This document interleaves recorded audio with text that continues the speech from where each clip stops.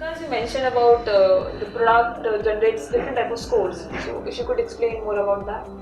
Okay. So, there are basically in our product, right, we would actually end up playing between two scores.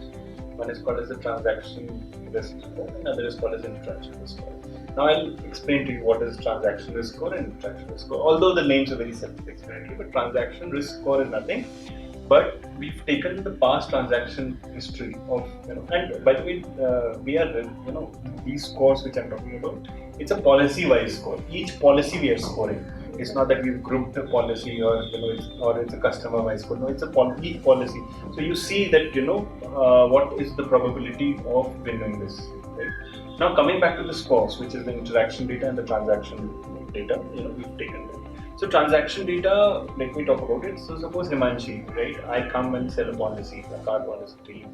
Now you fill in those details, right? That your name, gender, age, everything, right? Which you filled in. That goes into your transaction data, right?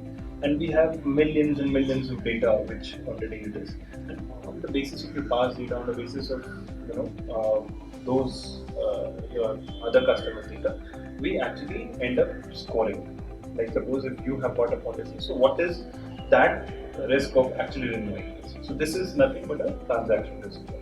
Now interaction risk score. So whatever interaction you have with the company, right, that is called as a transaction risk score. So largely, in a motor policy, right, the interaction you have is with the contact center. So contact center guy calls Himanshi and says, "Ma'am, your policy is due for renewal," and Himanshi says that, no, I don't want to buy this. It's cheap.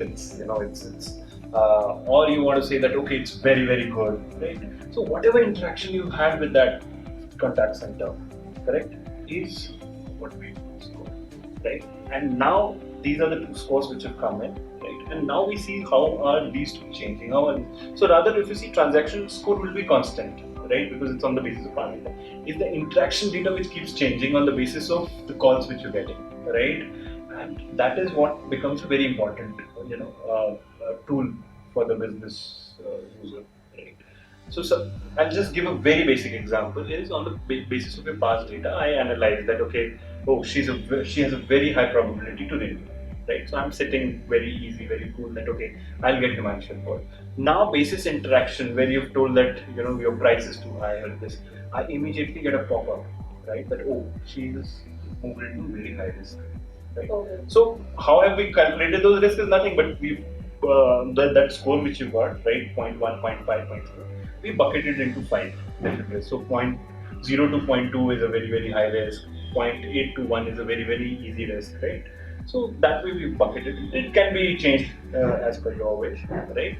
And it is the interplay of these two, right? So again, coming back to the example of Himanshi, that she's moved into very, very difficult, very, very high risk. Now immediately I download, so there is I can download your detail in this, which is insurance, and I immediately see what is the interaction you're having. Why have you moved to this, right? So suppose it's a pricing decision, so I can immediately take a pricing decision, or you're not happy with the service. What is the reason, right?